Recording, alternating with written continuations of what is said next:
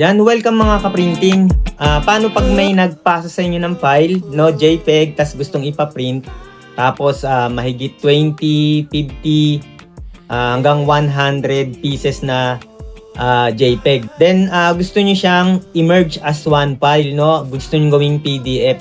Kasi kung piprint nyo isa-isa yan, matagal na oras yan. So, nag-try din ako sa Photoshop. 18 pages pa lang to, no? Kumain na ako ng time dito. 18 layers yan. So, kung gusto nyong i-merge yung file, no, pwede nyong gamitin yung iLab PDF. Pwede nyo siyang gamitin kahit hindi kayo mag-sign up. Kasi madalas ko rin tong gamitin. Nako-convert niya yung JPEG to PDF. Halimbawa 10 pages, no, single file lang siya, hindi siya isa-isa. So ganito yung ating gagawin. Punta lang kayo dito sa iLab PDF. Bago tayo magsimula, paki-visit yung aking Compile Affiliate Store.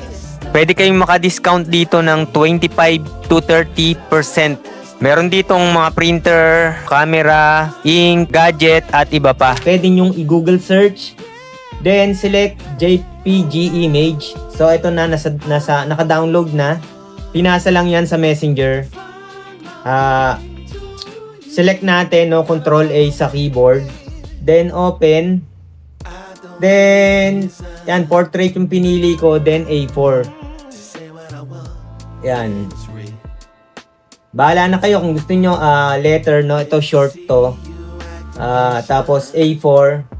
Piliin ko na lang yung A4. Pero sa long ko siya ipiprint. Then click nyo lang tong convert to PDF. Yan. Burahin ko lang yung nauna. Nag-convert na kasi ako. Burahin ko lang yan. Ayaw mabura. Close ko to.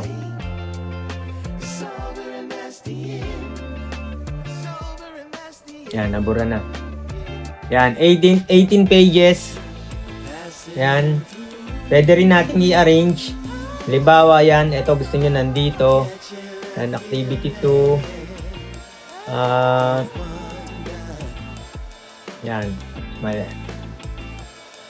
Yan, sunod-sunod na. Then, click nyo lang yung convert. Yan. Then, download PDF. Yan. Tapos na siya. Then, titingnan nyo dito. Yan. Kasi malabo rin yung file na binigay sa akin, no? Pero readable naman. Kung i-AI nyo yan para luminaw, kakain din na kayo ng time. Pero pang ano lang naman yan. Ito, nagawa ko na yan, no? Na-print ko na. Ayan na siya, oh. 18 pages yan. Then 25%, yan, 18 pages. Tapos ready to print na. I-print nyo na lang kung anong size ang gusto nyo. Kasi sabi niya long, pero naka A4 siya. Pero pwede nyo siya ditong i-adjust. Then, since ang EPSO ng long niya ay 8.5 by 14, mahaba yon. Then yung mga nabibili na bond paper na long, 8.5 by 13. Yun yung folio size. Nag-user define ako dyan, tapos sinade ko na kaya may long na nakalagay dyan. Pero nung wala pa yan, user define yung pinili ko.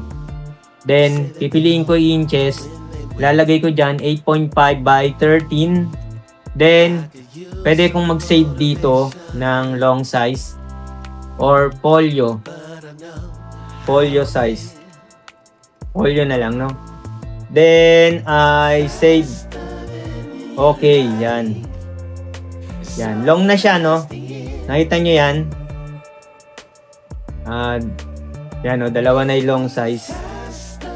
Yan. Then, dito, pwedeng fit to margin, reduce printer margin, no? Kaya, ganyan, no? Mas malaki. Yan.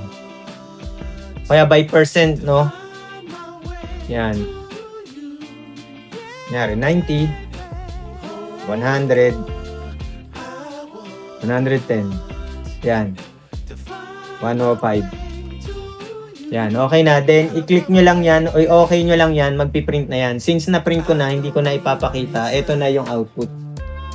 Kesa isa-isahin mo, mauubos oras mo, no? Then, kung sa Photoshop, ganun din, ile-layer mo pa yan, ikakopy mo yan bawat isang layer para ma-resize lang as long. Kasi syempre, nung pinasa sa Messenger, hindi naman talaga long yan. Kung titingnan nyo sa Photoshop, yung image niya ay 7.4 by 11 lang, no? Parang isang A4 lang. Mas maliit pa sa A4. Tama, mas maliit pa sa A4. So, yun lang po mga ka-printing, no? Hanggang sa muli, huwag nating kakalimutan mag-subscribe dito sa Bentech. Maraming salamat. Catching a feeling of wonder.